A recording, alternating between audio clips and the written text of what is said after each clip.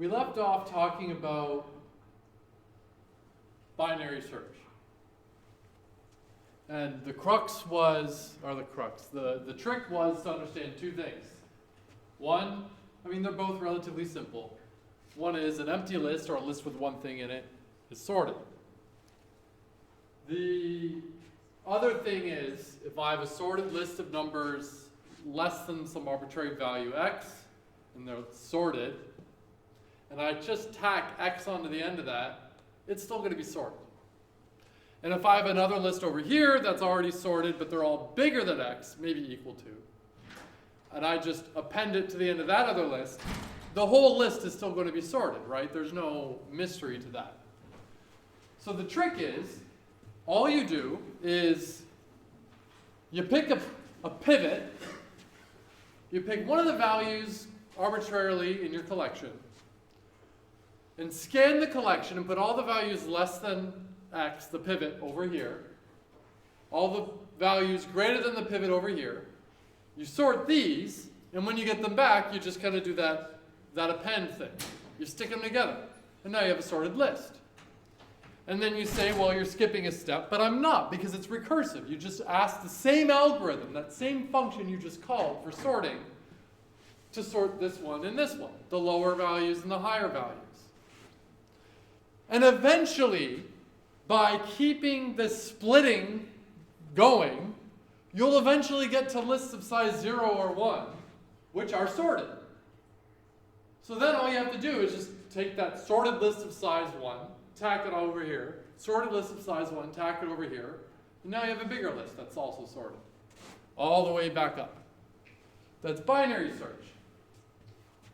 And the analysis is going to be, When you're picking your pivot, are you trying to get the middle value between the end of the list? you raise an interesting question.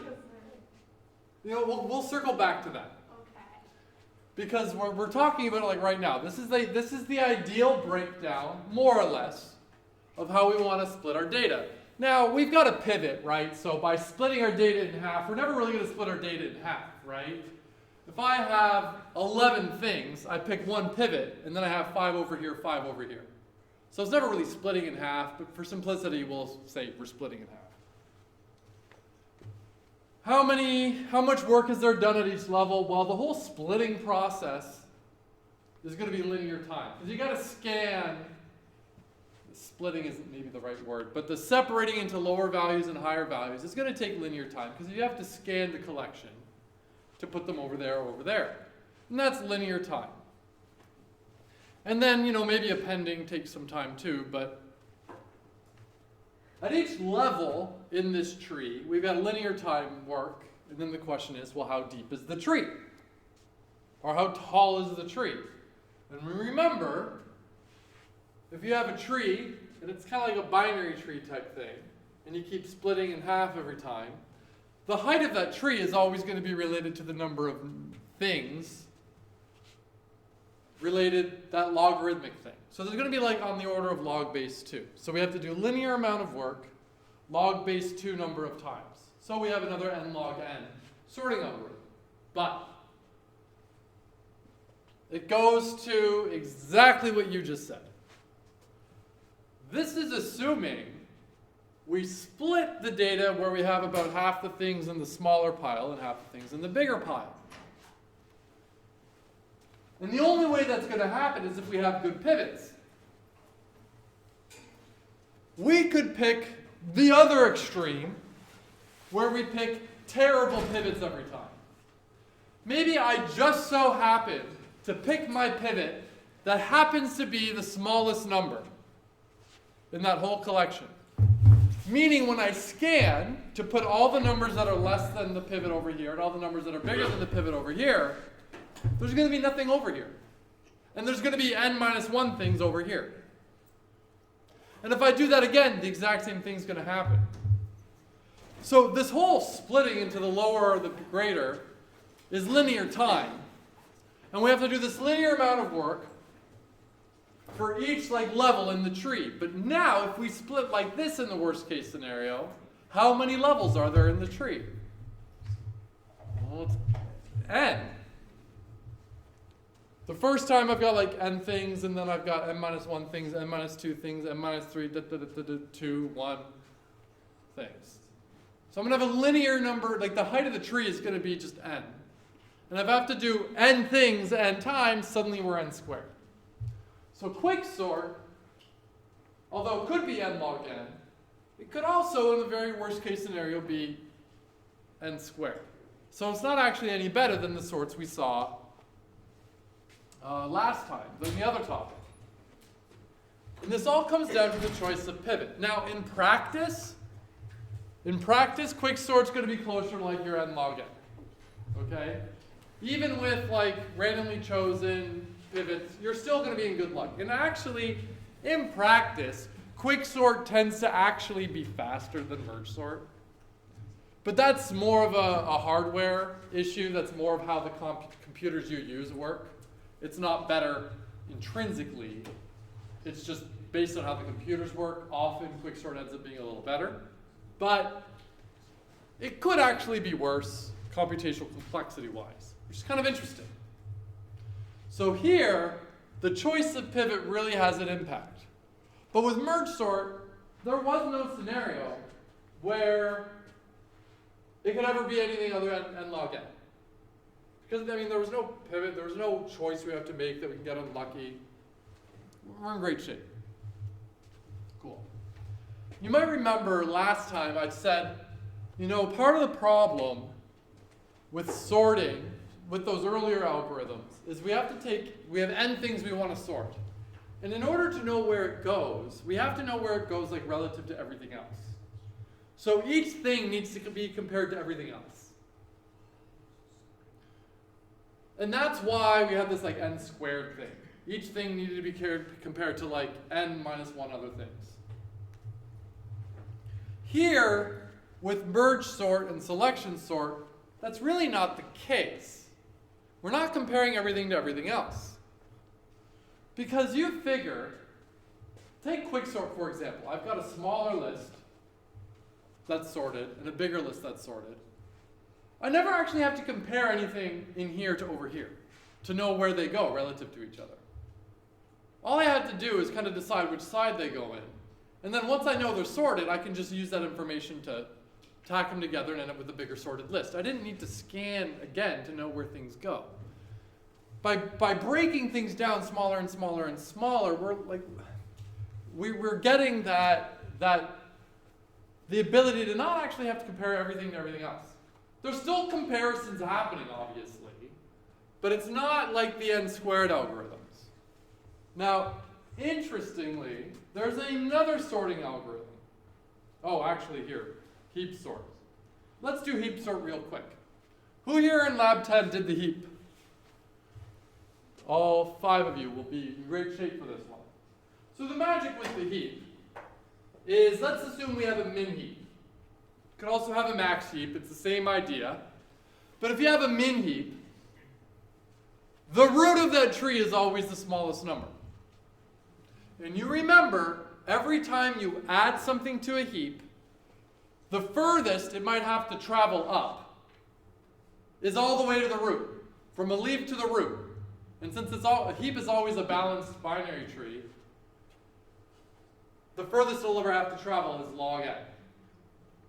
So adding to a heap is log n. And removing from a heap is, well, you always just take the thing out of the root if we want the smallest number. But then we have a gap, and the trick was you take something from the leaf, you put it in the root, and then you bubble down. And the furthest anything might have to bubble down is all the way down, which is, of course, the height of the tree, which is log n. So adding and removing is log time. That's awesome. So here's heap sort. It's trivially simple if you have a heap. You have n elements, you add them to the heap. Okay? So each add is going to take logarithmic time. And how many adds do I have to do? If I have n elements. N. That wasn't a trick question, just n. Each of them has to get added. So I have to do log n work n times. So we've got an n log n to build the heap. All right? So let's just write that down so we don't forget it. Building the heap is n log n.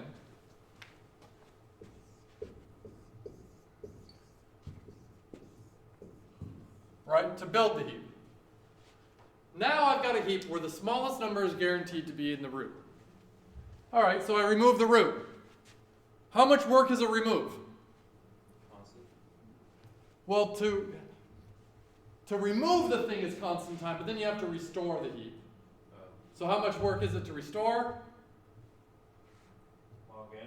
Log n, right? A remove is log n because you remove the thing, you take one of the leaves, the last thing, you add it to the root, and then you bubble down.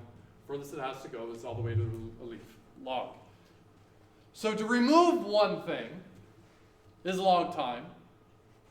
And how many things do we have to remove? Let me put it this way. I'm going to take the smallest thing from the min heap and append it to a list. I'm going to do that again. Append it to a list. I'm going to do that again. I'm going to append it to a list. It's kind of like selection sort. Except the trick is we've got a heap to help us do the selection. Remember with selection sort, you always go and find the next smallest thing. And then you add it to the end. That's what we're doing here, just with the use of a heap. So if I just keep doing this process where I get the next smallest thing, append, next smallest thing, append, I end up with a sorted collection. So if each remove takes log time, how many removes do I have to do to end up with a sorted collection? N. So I have to do another n log n work, or 2 times n log n. Do we care about that coefficient? No. Heap sort, n log n. Great. And this is another one that only, like it's n log n. There's no best worst case scenario here. It's just n log n. Nice. So there's another one. And it's kind of funny, right? Because we're not going into deep detail in any of these sorts. I'm keeping it high level, right? But I imagine if you're following along, this is rather intuitive. You're like, okay, yeah, that makes sense. I can follow along. But isn't it funny how you understand it, you've got that intuition, but you've never used these algorithms before? It's kind of interesting, right? Sometimes things are simple in hindsight, but anyway. Complexity analysis, whatever, bubble up, bubble down, yeah, overall complexity. Now radix sort. This might be the most interesting one here. Because what's neat about radix sort is you don't actually have to compare anything to anything else. And you end up with a sorted collection. Let me say that again. You can give me a collection of things, and I'm not going to compare the things to each other, but at the end, I'm going to end up with a sorted collection. Which is weird to say. But I'm going to give you a very simple thing called a bucket sort. I do a bucket sort every time I have something I need to sort. And bucket sort is phenomenal because depending on the number of buckets you have, it's a linear time algorithm. It's a linear time sorting algorithm. Let me explain. Here's what I do. Every year, let me put it this, in a week or so, I'm going to have a pile of 50 exams that are marked. And I like those exams to be sorted alphabetically because when people want to come see their exam, I want to be able to find it easier, right? It's easier to search through something that's sorted, right? Hopefully you know this at this point. So I like it to be sorted. Also, it makes grade entry a little easier, so I like it to be sorted.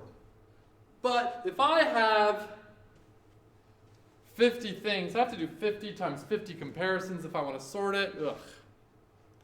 No, here's what I do. I create buckets. A bucket. I'm going to have a bucket for each letter of the alphabet. I'll have a bucket here. A bucket is just a pile. A bucket here for A, a bucket here for B, a bucket here for C, and so on. And I'm going to take the pile of exams, there's n exams. I'm going to look at the first one, and I'm going to say, oh, this last name starts with an M. I'm going to go add it to the M bucket. Great. This next one is a B. Oh, I'm going to go add it to the B bucket. The next one is a. Oh, the A bucket, and so on. And at the end, what I will have is all of these buckets where the buckets are like in order, right? A's and then B's and then C's and then D's. But the problem is the pile of M's is always big. And that pile of M's is not going to be sorted. I just have a pile of M's where the M's are where they belong. They're between the L and the N. But the M's in that stack of M's is not sorted. But I don't care. It's sorted enough for me. Right? Because it's still a relatively small number of things, so whatever. And if I really wanted those to be sorted, I could do that truly easy myself. But I don't even care about that. I just want them to be, that'll be a good enough sort for me. And because I'm making concessions on how sorted I care it to be, I suddenly have a linear time sorting algorithm. So if you want to get fancy about the computational complexity analysis is, of course, I have n things here. And for each of those n things, I need to find which bucket it goes into. And the question is, how many buckets are there? Let's say there are k buckets.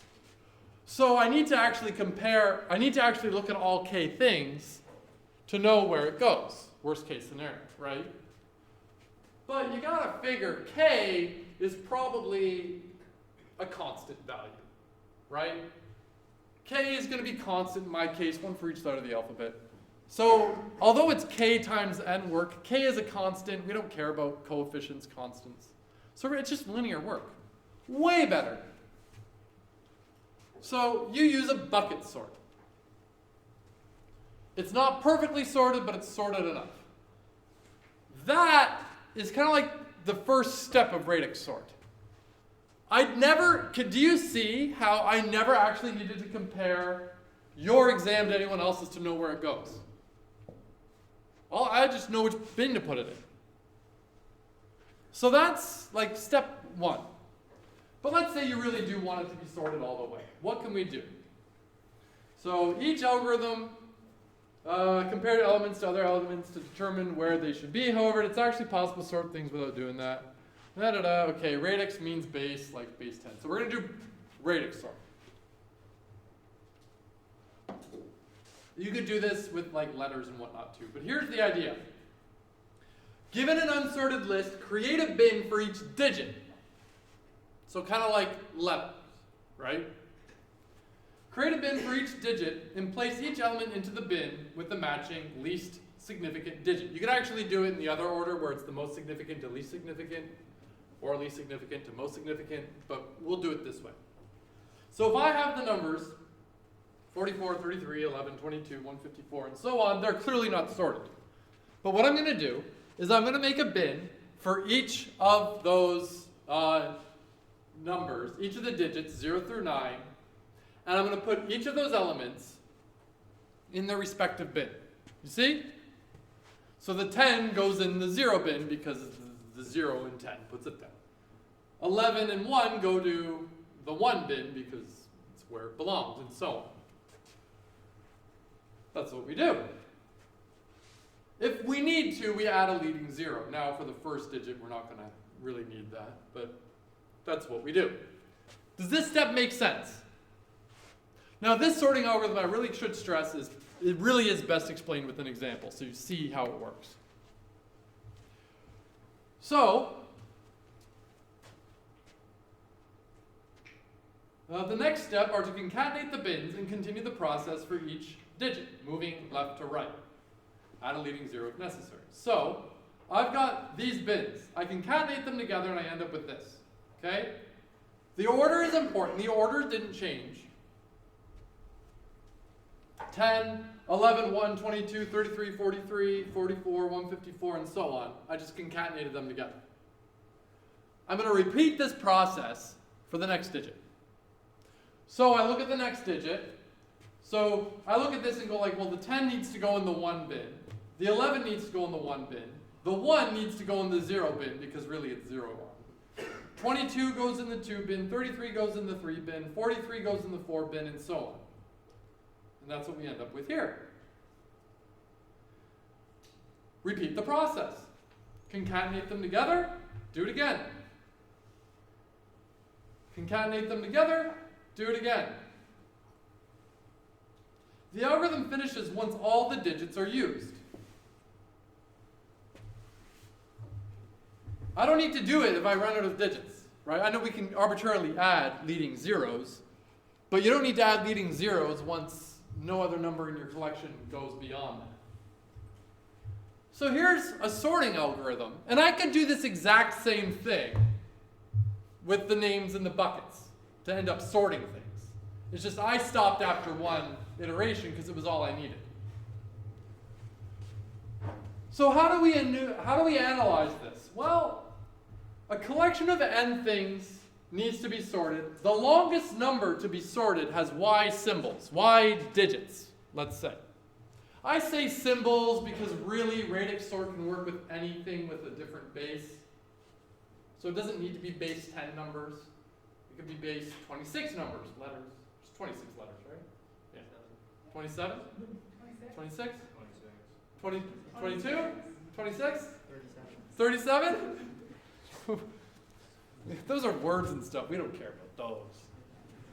We just like numbers. So, has anyone ever really thought of that? You can think of each string as a number by just taking its, each letter is just a base 26 number. A is 0, B is 1, C is 2, and so on. It's kind of neat. Anyways, if I have n things and w symbols, each of the n elements need to be placed in the correct bin. Assuming the use of a dictionary, this will take constant time. But it will take n things of constant time, because there's each thing. I have to do constant time work n times. So one pass is linear. But then I have to repeat it for each for each digit. And there's w digits, so I actually have n times w amount of work. Realistically, now let's just think about the state of things we want to sort. Preciseness-wise, it's n times w, where w is like the number of digits, or symbols, or whatever we want to call it. The reason I didn't say digit was because base 10, a digit is a base 10 symbol, right? A bit is a base 2 symbol. It could be base whatever, so it could be, I just called it a symbol. Anyways. Realistically, if we try, let's rationalize this a little bit. I have n things I want to sort, where n is some arbitrarily large number. It's possible that the numbers I'm sorting has on the order of n digits as well. That's possible. If I have 1,000,000 numbers I want to sort, it's possible that those numbers have like 1,000,000 digits as well. But does that seem realistic? Does that seem common? No, that's ridiculous, right? That's probably not the case. Now, it could be. But realistically, we're talking maybe 3, 4, 7, 10 digits, you know? We can go more. But the point is, the value of w is going to be dwarfed so much by n, typically, that, and it's going to be fixed, so it's kind of like constant time. So really, we're just going to rationalize it as, it's really, this is a linear time sorting algorithm, which is kind of crazy. And the reason we get away with it is we just don't have to compare anything to anything else. Which is a weird thing to think about, but after I explain it, you're like, okay, that does totally make sense. You can see that it works. But it's weird to think about, that you can actually sort things without even, I look at this thing and I don't give a shit what anything else is. But I know that I can get everything in their place without comparing anything to anything else, and it'll work just fine. It's cool. Okay. The radix value does have an impact on the algorithm too, base 10 numbers versus base 16. However, it mostly impacts the space complexity, whatever. It will only impact the computation complexity if a naive strategy of a linear search is used to place elements in the correct bins instead of like a dictionary. And the radix value is very likely to be small and fixed, therefore making it effectively a constant. Great. There we go.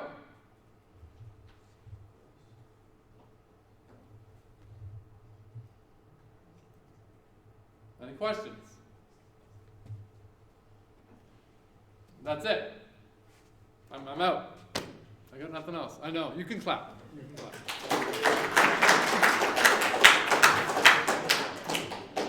Are there any last questions before we wrap up? Is there potential for theory of sorting algorithms on the final? Absolutely. There's potential for anything. I'm gonna give you a big tip.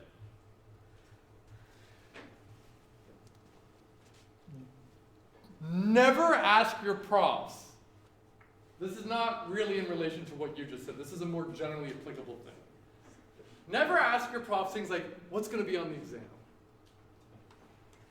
If your prof's a good prof, you're just going to piss them off. Because the point is, it really shows where your attitude is. Oh, you don't give a shit about learning. You just care about the exam. You just want to know how to...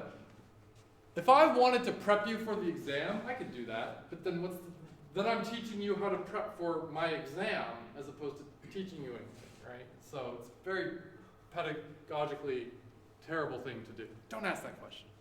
You'll just piss off your profs. Just don't do that. And then you have your pissed off prof marking your exam. No, don't do that. Don't do that. Of course, profs are all professional, but they're also human. And if they hate you, There's a calculation error. there's a calculation error? Yeah, you messed up. You subtracted like 5 points off the grade. Ooh, oh, good thing you came to look at it. Yeah. Oops. I thought that was a 7, not a 17. Oopsie. Yeah. All right. Any other questions? Or you can have office hours during exam period. Why would I do that? Yeah, if you need office hours or something, like you can email me. We could set up an appointment, but I won't have standing office hours. Only like 2 people came all semester anyway. So. Other questions? When is the exam? Because I don't know. The what day? 18. 18th? All right, I better make that exam, eh? All right. All right, yeah. How do we best learn? How do you best learn for the exam? Don't think just do it. Practice. Okay, let me put it this way. This is what I said in lab the other day. And this is applicable for your other courses as well. I'm going to assume this is true for Faculty of Arts, but because I don't know shit about what goes on in Faculty of Arts, I can say this is probably more true for Faculty of Science. I'm more comfortable saying that. If you think, and make sure you're listening to what I'm saying. If you have a wrong interpretation of this, or you think it might sound bad, but it's not. This is actually, I think, a good thing to tell you. Obviously, study for your tests. Obviously. But the only thing studying for an exam now, before the exam is going to do, is help clean up those rough edges of your understanding.